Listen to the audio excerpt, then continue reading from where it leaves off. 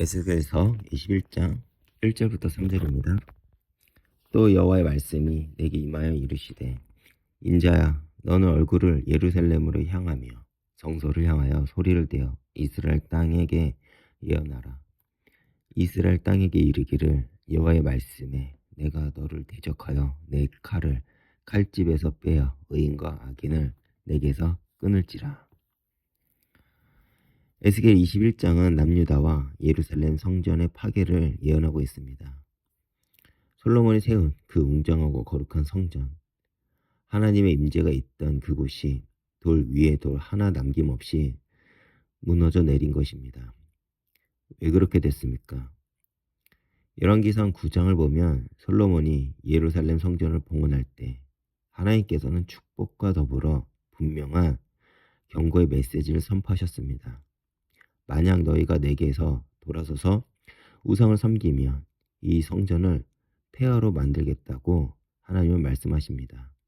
그럼에도 불구하고 이스라엘 백성은 하나님의 백성으로서 택함을 받았으면서 하나님을 경외하지 않고 우상에 빠져 결국 몰락하고 만 것입니다.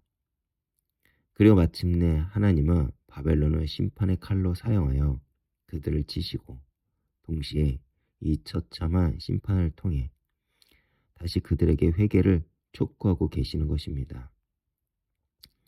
그런데 우리는 신앙을 너무 개인적인 관점으로만 좁혀서 생각할 때가 너무나도 많습니다.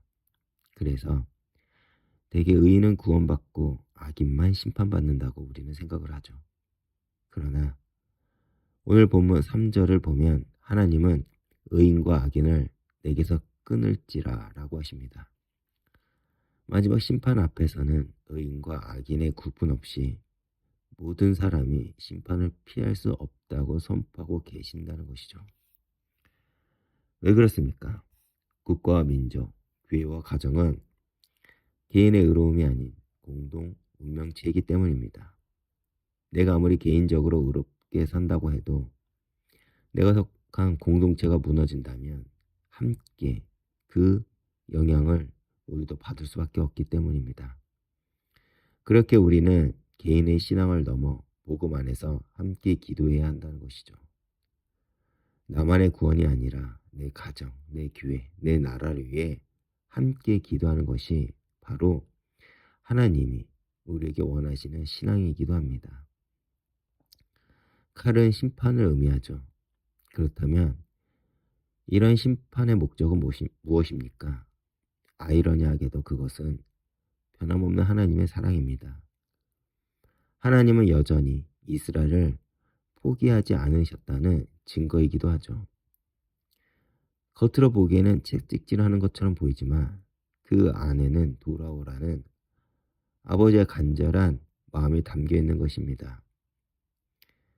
히브리서 12장 6절 보면 주께서 그 사랑하시는 자를 징계하시고 그가 받아들이시는 아들마다 채찍질 하심이라 라고 하셨습니다. 즉 심판은 곧 사랑의 다른 표현이기도 합니다. 그리고 26절 27절을 보면 하나님은 면류관을 씌우신 분에게서 면류관을 벗기시고 높은 자를 낮추심으로 하나님께서 삶의 주관자 되심을 증거합니다. 하나님께서는 흥하게도 하시고 망하게도 하시고 살리기도 하시고 죽이기도 하시는 삶의 유일한 주관자라는 것이죠. 그리고 이 말씀은 단순히 이스라엘의 역사에서 끝나지 않습니다. 이후 하나님을 경외한 바사왕 고레스를 통한 이스라엘 회복, 그리고 나아가 죽기까지 순종하신 만왕의 왕 대신 예수 그리스도의 통치를 예언하고 있는 것입니다. 여러분, 오늘날 우리들의 삶을 보면 사실 이 당시 이스라엘 백성과 많이 닮아 있는 것 같습니다. 하나님의 택하심을 받았고 교회도 다니고 예배도 드립니다. 그런데 여전히 나 중심, 세상 중심입니다. 이것이 무슨 말입니까? 여전히 절대 놓지 못하는 내 기준이 있다는 것입니다. 눈에 보이지는 않지만 하나님보다 더욱 사랑하고 섬기는 무언가가 내 안에 있다는 것이죠. 그것이 바로 오늘날 우리가 섬기는 우상입니다. 내가 습관적으로 교회를 가고 습관적으로 예배를 드려도 내 중심에 하나님이 없다면 하나님은 이것을 결코 예배로 받지 않으십니다. 아모스 5장 21절에서 하나님은 내가 너희 절기들을 미워하여 멸시하여 너희 성회들을 기뻐하지 아니하노라 라고 하십니다. 형식은 있으나 하나님이 없는 예배. 이것이 당시 이스라엘의 문제였고 오늘 우리의 문제이기도 합니다. 그렇다면 하나님 앞에 참된 예배자로 서기 위해서는 어떻게 해야 될까요? 주님은 우리에게 이렇게 말씀하십니다. 누구든지 나를 따르려면 자기를 부인하고 자기 십자가를 따르라. 그렇다면 십자가를 진다는 것은 무엇일까요? 그것은 내가 죽는 것입니다. 내 기준, 내 고집, 내 욕심이 죽고 내 안에 온전히 그리스도가 사시는 것이죠. 갈라디아서 2장 20절에 내가 그리스도와 함께 십자가에 못 박혔나니 그런즉 이제는 내가 사는 것이 아니요 오직 내 안에 그리스도께서 사시는 것이라 라고 했습니다.